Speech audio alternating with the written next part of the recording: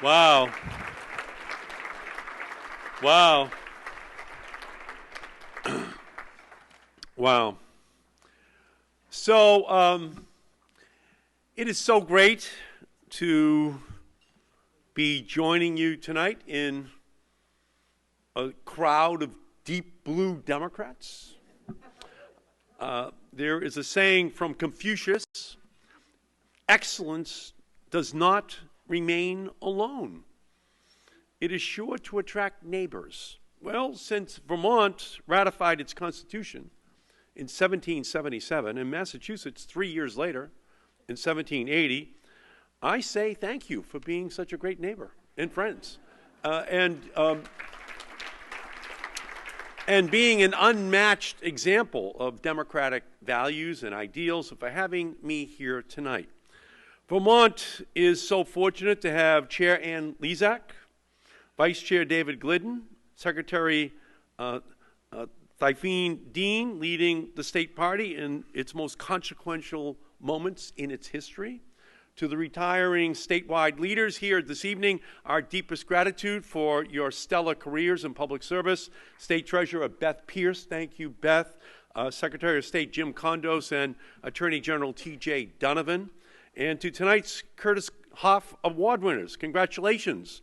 Representative Ann Pugh, Representative Tim Briglin, former Vermont NEA President Martha Allen, and longtime party activist and Democrat to the bone, Sherry Merrick. Thank you all so much for everything that you have done, and my personal appreciation to the great Bill and Jane Stetson for all you do to fight for the environment, to fight for democracy. You are national leaders on those issues. Thank you so much. And to my Senate colleague, Patrick Leahy, who oversees the chamber as President Pro Tem, our eternal thanks, respect, and admiration for your dedication to Vermont and our nation. You are a Democrat for the ages. Just like Batman, you may not have superpowers, but you use the powers of your brain and courage to make the Senate a place of fairness, idealism, and moral integrity. Every voter in Vermont, every person in our country has reason to be proud. The Senate will not be the same without you. It has been an honor to serve alongside you. And Bernie is like, one name, like Beyonce or Bono, just Bernie. Bernie has been able to raise issues, to be someone who is willing to be out on the edge and leading on the Green New Deal, on Medicare for all, on raising the country's gaze to the constellation of possibilities for who we can be and what our world can be. And Bernie's going to need a great partner. Bernie's going to need a special partner to be on the Senate floor with him. And you just heard, for the last 20 minutes, a full-grown senator ready to serve on day one, the great Peter Welch, just absolutely, authoritatively, in eye-watering detail, going through every single issue of importance to our country, and he is ready to be a great senator immediately upon stepping foot on the Senate floor. He already knows the issues. He already knows how to lead. He knows how to deliver a message, but he knows how to cut a deal. He is a very, very, very special American. And it would be the greatest gift that Vermont could give to our country if you would send, with a resounding vote, Peter Welch to the floor of the United States Senate. And we need him. We need him, and not just because we need another dedicated, diehard Boston Red Sox fan in the chamber, but because we need unapologetic fearless progressives like Peter at this time in our history, people who are willing to stand up and speak the truth to power on issue after issue. And he's gone through the list: health care, voting rights, democracy, all of it, including climate change. So we need a special person. And on November 8th, it is absolutely imperative that you send him to Washington. And Margaret, of course, is the perfect partner, you know, an equal in every way, and a special leader in her own right. And it'll just be a magical couple on the Senate floor. So we thank you, Peter, and I'm going to do everything I can to make sure that you serve. Peter and I both come from Massachusetts. Peter from Springfield. I'm from Malden. My father drove a truck for the Hood Milk Company. My mother, after my grandmother died when she was 17, she had to raise her 3 younger sisters. She had me at 39 and my brothers at 40, the twins, because she was 37 and she married the 33-year-old milkman. But she had to just raise the first family before she got to my brothers and I know how fortunate I am because I was elected to the United States Congress, as Peter said, at age 29, 30. I had never stepped foot in Washington in my life when I flew down to be sworn in. That's the country that we aspire to, that we hope our country can be, where democracy works for everyone. I saw how my mother and father had to struggle with the budget on the kitchen table, and I know that right now families are fighting hard to keep the lights on, to keep food on the table, to keep a roof overhead. That's the reality. Americans are hurting with higher costs at the grocery store, at the pharmacy, at the gas pump, and we have to do something about it.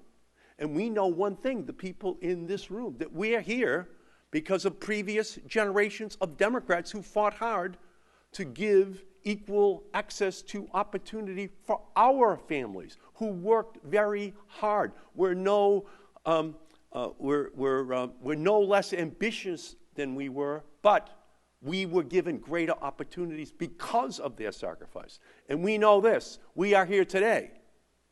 And we have a responsibility to the next generation to make sure that they have more opportunities. But we do know this, if you want to live like a Republican, you have to vote like a Democrat to provide those opportunities for everyone in our society. That is how our country has to operate. We have to bring down the costs, create fairness and justice, grow our economy, protect the fundamental rights that make our democracy the greatest in the world. These are the generational challenges we face as Democrats and Americans right now. But I believe, under the leadership of President Joe Biden, that we are meeting that challenge. It is hard work, but we are doing it.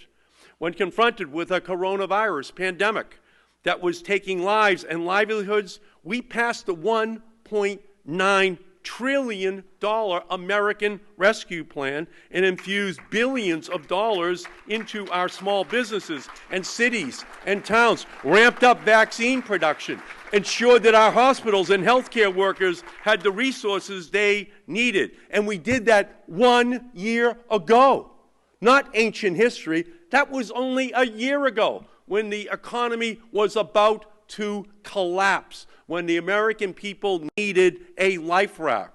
Individual families, small businesses, we did that as Democrats. And when confronted with crumbling roads and bridges, highways, and a reimagining of a 21st century transportation system, we passed the $1 trillion bipartisan infrastructure law. That's only 6 months ago.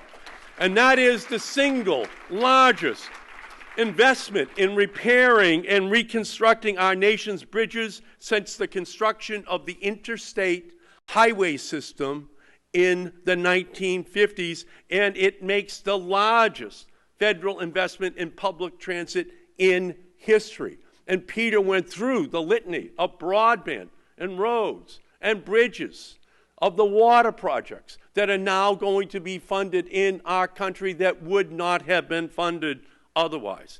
And when confronted with a judicial system tainted by 2 stolen Supreme Court seats and a Trump-stacked court system, the Biden administration has seen 46 federal judges confirmed so far, and of those confirmations, 74% are women and 67% are people of color now sitting on the federal bench in the United States. The Biden administration has created more than 7 million new jobs in our country, and it just continues on with yesterday's report. It's just a job creation engine. We are up 76% of Americans are now vaccinated. We rejoined the Paris Climate Agreement. We finally made lynching a federal crime. We ended the ban on openly transgender people serving in the military. We made Juneteenth a national holiday. And now we have the first female black Supreme Court justice in our nation's history, Ketanji Brown Jackson. 1 year of Joe Biden in the Democratic House and Senate. That's what we have done. And meanwhile, Peter twice voted to impeach Donald Trump, and I voted twice to convict him on the floor of the United States Senate. And we need Peter again on the Senate floor because I think we might need his vote again. This is a time where democracy is under assault. We have much more work to do. But the steps we've taken are already very important. And where have Republicans been during all of this, during this fight for our economy and our democracy? They've been in the greatest witness protection program in American history. They've done nothing to help our families and our workers, and they've ignored the very real and very dangerous threats to our democracy emanating from their very own Republican Party. They've blocked legislation to protect voting rights. They've blocked legislation to guarantee the right to an abortion. They've blocked legislation to ensure equal work for equal pay. They've blocked legislation to lower drug prices. And the coming week, I anticipate they will block legislation to codify Roe v. Wade as the law of the land. When GOP, which used to stand for Grand Old Party, but now, when GOP wasn't standing for get old people, it was standing for got our protections. When GOP wasn't standing for gang of polluters, Donald Trump made it stand for gullible on Putin. But that's the GOP's political paradox. Republicans hate the government, but they have to run for office in order to make sure that the government doesn't work. And that's why they're there, to just stymie any action towards progress in our nation. The head of the Republican Senatorial Campaign Committee, Senator Rick Scott, rolled out his version of the GOP agenda recently. It included an increase in taxes on the bottom half of the families in our country in terms of income. Right now, there are 3 Americans who control more wealth than the bottom 50% of our country combined. And Rick Scott wants to tax the bottom 50%, as we know that the top 3 people don't pay taxes in America under this crazy taxation system that we have. And what else does Rick Scott say? He says we're going to impose massive cuts to Social Security, Medicare, Medicaid, and education. It was so unpopular that even Mitch McConnell rejected it. Think about that. It's like Darth Vader telling Hannibal Lecter to tone it down. That's just too much. Too much even for the Republican Party. And now with the Russian invasion of Ukraine, Republicans and their oil-soaked cronies at the American Petroleum Institute, the American Prevarication Institute, want to feed the American people one of the biggest lies of them all, that drilling for more oil and more gas is the path to energy independence. Republicans say that they have an all-of-the-above energy plan, but it's really an oil-above-all energy plan. GOP has also stood for the gas and oil party, and its argument of drilling equals energy independence is leakier than an old oil tanker. Their push to use this crisis in Ukraine to line big oil's pockets isn't about addressing inflation at home. It's about inflating fossil fuel companies' profits here. The American people want change in our energy policy, change in our investments, change in our climate policy. In short, America is due for an oil change. We will not beat Vladimir Putin with his gasoline in our cars. President Biden has done a tremendous job organizing our allies and isolating Putin and his oligarchs. He continues to unify the world against the war in Ukraine. President Biden has told the Ukrainian people that he stands with them, and we all stand with them. I just came back from a trip to Poland at the border of Ukraine. I saw firsthand the impacts of Putin's oil and gas-fueled war. I talked to many Ukrainian refugees to hear directly from them what they need from the United States and European partners. They want peace, and the pathway to peace comes by ending our reliance on fossil fuels.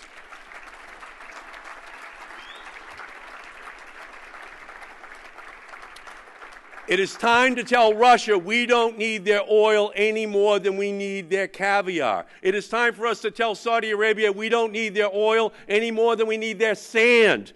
America's future will not be found in the dirty energy of the past, but the clean innovation of the future. And that future starts today with massive investments in wind and solar, offshore wind, battery storage, all-electric vehicles, energy efficiency. The Republicans in Fox News, they call that socialism. What did they call tax breaks for the oil, gas, and coal industry for 100 years? I say give us some of that socialism for renewables, and we will bury the oil and gas and oil industry and save this planet in one generation. But we have to move now. With just the deployment of 16 million all-electric vehicles, we back out all the oil that we were importing from Russia, 600,000 barrels. With another 16 million all-electric vehicles, we back out all of the imported oil from Saudi Arabia, et cetera, et cetera. Instead of drill, baby, drill, it should be plug in, baby, plug in, an all-electric revolution for this country. Joe Biden saved the country, and we know that he wants to save the world. He knows that we cannot preach temperance from a bar stool to the rest of the world. So the United States must lead the globe in the clean energy revolution to protect us from Russia, yes, but also from the existential threat of climate change caused by dirty fuels. Our global fossil fuel addiction is a catalyst for conflict, but a clean energy Green New Deal would be a pathway for peace. Sadly, we know that Kevin McCarthy, Mitch McConnell, Donald Trump, and his Republican Party aren't going to back down, not now, not ever. But we need to send a special message from the Democratic Party. We don't back down, not now, not ever. We are in this fight, and we're in the fight to win it. We are not going to back down. Lowering prescription drug prices, universal health care, equal pay for equal work, paid family leave for all workers, comprehensive immigration reform, gun safety, abortion rights, protecting Roe v. Wade. All of it is online this year, this election. That's who we are as Democrats. And that is what is at stake in 2022. Because we will not achieve these goals unless we protect and expand our Democratic majorities in the House and the Senate in 2022. And I know that we can do it. I know that we can protect the trifecta, the House, the Senate, and the presidency. But Democrats aren't going to win in 2022 with only a message.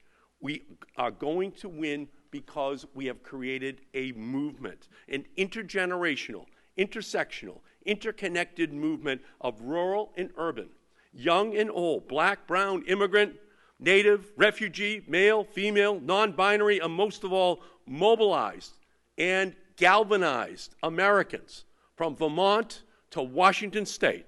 And that movement starts with you.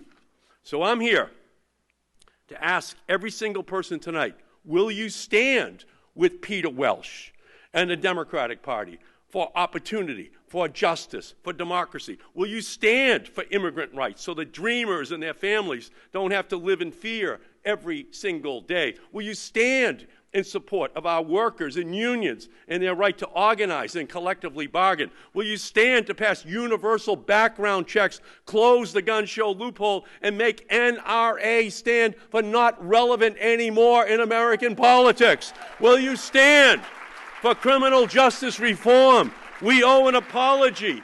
We owe an apology to an entire generation of African-American young men who were incarcerated as a result of the failed war on drugs. Black voices matter. Black votes matter. Black lives matter in the United States of America. Will you stand for reproductive freedom, abortion rights, and to make Roe versus Wade the law of the land in the United States of America?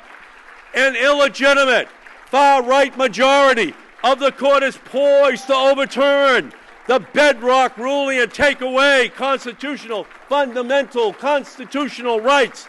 But this was the goal of the Republicans and the right wing all along. Steal the Supreme Court, steal an election, steal your rights. This is a direct consequence of an anti-majoritarian, anti-democratic national electoral system and U.S. Senate that allowed two presidents who each lost a national vote to name more than half of the current justices to the United States Supreme Court. This is the racist, misogynistic, xenophobic manifestation of a radical right-wing extremist vision of America that is out of step with the vast majority of Americans. We cannot let these crimes go unanswered. First, we must abolish the filibuster. Second, we must pass the Women's Health Protection Act and codify Roe into law. And third, we must pass my bill to expand the Supreme Court to get back the 2 seats which they have stolen from the American people and restore its legitimacy in the eyes of the American people. Vermont has the opportunity this year with Measure 5 to lead the nation in this fight. A yes vote on Measure 5 will add language protecting the right to personal reproductive autonomy and prohibiting government infringement on that right. That's pass Measure 5 on November 8th. So let's send a message to the conservatives of this country. We will not go back to the days when far too many faced not only a loss of liberty, but a loss of life in their effort to control their bodies. On November 8th, pass Measure 5 and send the great Peter Welsh to the floor of the United States Senate and give us a strong Democrat to fill his seat in the House of Representatives. Now is the time. You are the people. As much as we have to be proud of for the work that we have done, we still have much to do. It is my great honor to be here tonight with the incredible Democratic Party of the state of Vermont. Thank you all so much for everything you are doing for our country. Thank you.